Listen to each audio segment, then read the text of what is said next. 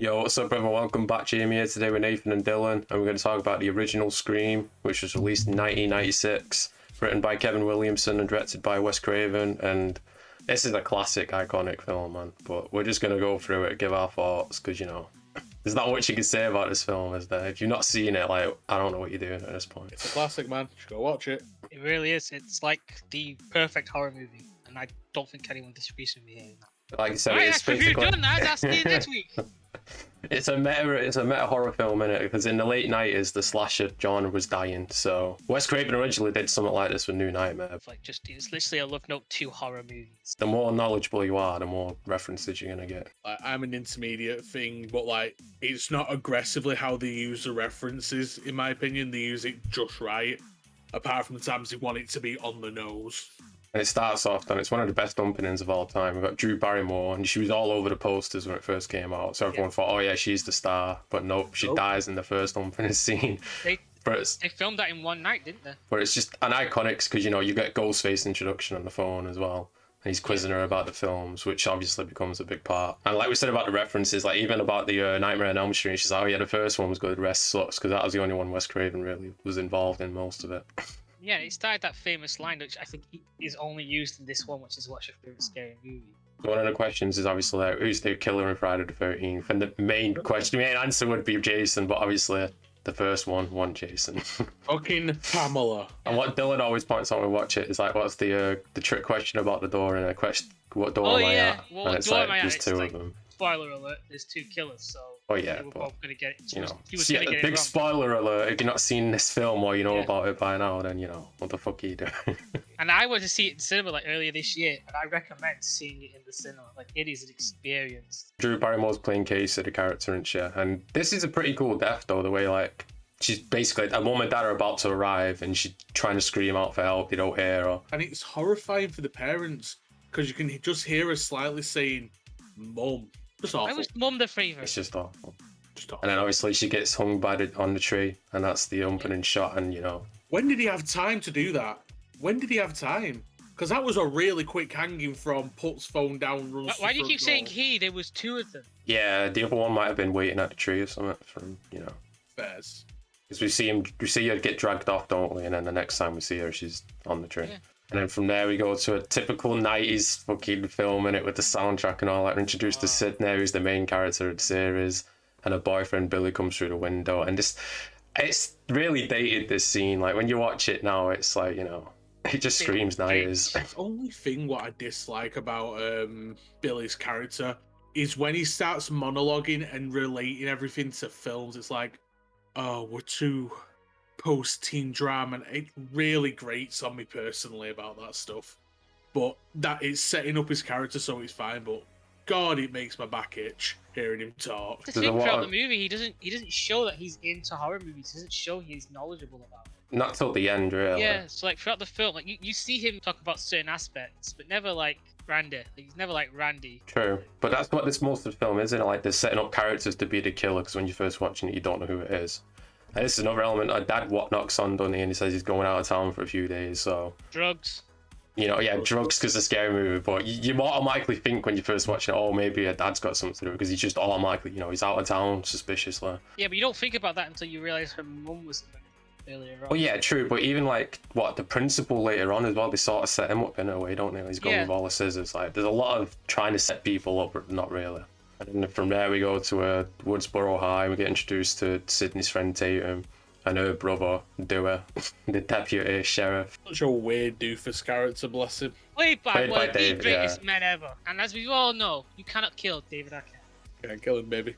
Can't kill We him. also got Gail Weathers, played by Courtney Cox, and Gail obviously, if you don't Close. know, these two actually got together in real life after Scream as well. So, you know, and then they got divorced, but you know, shut They up went on this. for a long time though. Gail's reporting on Sydney's mum being killed 1 year ago. And that's what I like about this film. There's like storylines going on in the background as well, and you know, the world's obviously been, you know, fought out and shit like that. It's not just. It's not just an isolated, there's a killer. It's like, no, everyone has a life that they've lived, which is really good. It adds weight to the characters and to the overall story. And I really like how they're trying to set Gail's character as like, oh, she's that bitch that you want to hate. Like she's not. She's like, oh, I believe he's innocent. I believe that innocent man's gonna get murdered. But then they also counterbalance it with like, oh, she just wants to be famous and get a Pulitzer. But like you see her being genuine about believing that he's not the killer now. Well, yeah, that's the good thing about Gale, isn't it? She's not just a evil or good character. She's in between, which you know, it's a better character to follow. Really, it's not just she's good or she's bad. For her to get to. Sydney's attacked, isn't she, inside a house by Ghostface, and Billy shows up with the phone, and that automatically, you know, places him as number one suspect, so he gets arrested. Which I don't understand. So he has a phone. I'm like, okay, slightly suspicious, but nah, he's not many people have phones. It's the fact that he showed up straight after Ghostface was gone as well, like the timing of it. Like... Yeah. But I just like I think Scary Movie did it better where like the knife and the mash dropped down. Well, yeah, but that'd just be too on the nose, innit? Yeah, Like, I know, but like like also you could have had like a hunter's knife or something. No, you could have scripted it in like, oh, you know. Yeah, but then how does he explain the knife away? Like, at least with the phone. Doesn't he? You know, he goes camping in the woods. They could have explained why he's being So interrogated. woods is in the middle of Detroit. No, he's not. In the middle of nowhere. Nah, it's California, isn't it? I know it's Woodsboro, the fictional town, but I think it's filmed in California. Like, yeah. So obviously Billy's arrested and Sydney's taken to the police station. And this is an iconic scene here because Gail goes around the corner, doesn't she, try and get an interview, and it's Sydney punches her inside the face. Sydney's super pissed. And then we get a little bit of Red Right Hand playing, which is an amazing song. I love it so much. As we see Cotton, don't we, who's the suspect of killing Sydney's mum. They announces the house party, don't they, at his house, and that's where most of the final takes place. But before we get there, we get the cameo from Wes Craven dressed up as Fred, the janitor. They wanted to get Robert Englund in for that, but they couldn't get him in. That's why like the jump is dead small. True, but I think it works better as Wes Craven, to be honest. Yeah, but I they think really that's did want better. to get Robert Englund in, but they couldn't in time. And he And called the him head Fred. teacher. Yeah, called him Fred as well. The head teacher gets killed on there, and we get that sick shot of Ghostface looking into his eye. I always loved that shot. Really good visual. And that's a good thing they did. They set up like his murder before, so you assume like the next scene's going to be, oh, the principal's dead, but this gets played much later on. And then we got what we was talking about last night, where Sydney and Tatum are like outside the house and they're being stalked by Ghostface. But like at this point inside the story, we got Stu and Billy inside the video store, aren't we? So I hated it when you told me what that was, because first I watched it, I That's thought, just a theory. That's just a theory. yeah, it's not confirmed. No. Right, I dead ass the way he was talking about it. I thought it was confirmed that it was what's his name, Roman or Romeo. Roman, yeah. If that was Roman, that would have been the dumbest thing ever, in my personal opinion. Like if that's how they wanted to go, fine, but I couldn't fuck with it, Chief. Personally. Yeah, but last night I came up with another theory. I think it might have just been someone else, because you know how you saw the kids in the school running around with those costumes. Yeah, true. I think it might just be someone else. Hence why like no one someone walked in with it and put it on in the store, didn't they?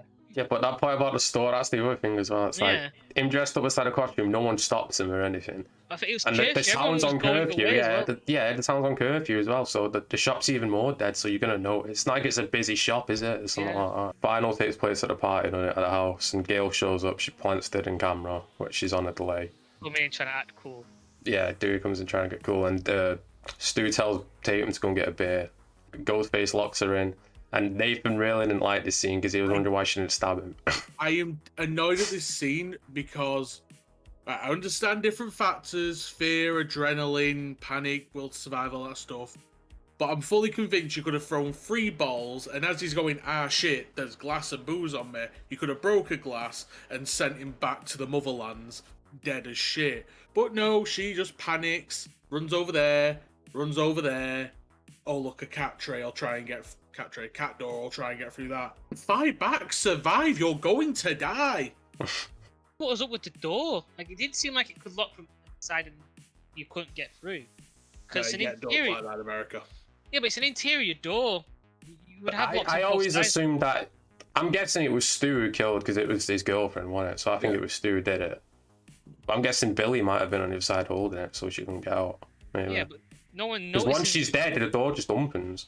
But no one notices Billy until he pops around. I think it was Billy that did it. It could have been Billy as well. Billy Because then when he did it. gets, when he comes to Stu, his eyebrows goes up to try and tell him it's been done. Like, you know what I mean? So it could be Billy as well. I do like the dynamic of both of them, not gonna lie. That's what I love about this film. Is like after you watch it, you know it's 2 killers. You spend the next couple of times you watch it trying to figure out who could have been who. Yeah, true. It's got And it's a repeat. mystery that you Yeah. could never get solved. I don't think. Randy decides to put Halloween on done it in. This plays throughout the film in the background, and he gives So the. I'm pretty sure Hellraiser won the vote when everyone was voting for what film to watch. want to say. Yeah, but still, maybe the tape didn't work or something, so just stuck with Halloween. Yeah. But yeah, stuck with Halloween. It gives the rules of surviving a horror film, doesn't it? Which is classic by Yeah, now. you We're not gonna say it because everyone knows the lines by now. Most of the kids leave, don't they, when they find out the head teacher's been killed? And what is it? It's like on the Yes. goalpost in the Yeah. field or something. Yeah. Well, let's go see him before he takes him down. But I want to know who was the one Fuck calling. kids. Who was the one calling? Because that would have to be duo Billy. Yeah, but to be fair, you could, if they were drunk and they really hated, like, from what we've seen of the head teacher, he was kind of crazy going with up I don't scissors know. at He did people. love them. So who knows what kind of relationship they had with him? Maybe they were happy he was dead. Who knows? I don't know. Like, They were drunk. He did say love him. After Sydney loses her virginity, Billy gets stabbed in front of him, and then at this point you're thinking, oh shit, he's actually dead. When you first watch it, obviously you think that. Yeah, but right after she's had sex with him, she's then asking him, "Who did you use your first phone call for? Why is this suddenly something that you're thinking of right now?" Heat of the moment, brother. Great song. You don't think. After she yeah, exactly. There you go. Yeah, that's when she realised she could see clearly then. Not clarity. And then obviously we get the good scene where Randy's on the couch, he's watching Halloween, and he's saying like to Jamie, like, look behind you. But the funny thing is, he's really called Jamie in real life, as well as Ghostface is behind him. And we get the big twist of the film. Stu and Billy are the killers of the film. Billy's not actually dead, and he gives the line, what is pig's, what the fuck is it? Cornstarch, what they use for pig's Yeah, blood. pig's blood and carrot, yeah. Matthew Lillard steals the show here. Oh This my way, god. was it? Matthew Lillard is so good at playing unhinged, man. But they do play good off each other as well, because obviously Billy's the aggressor, isn't he? And he's, and Stu's he realizes what's happening and his shit. Yeah.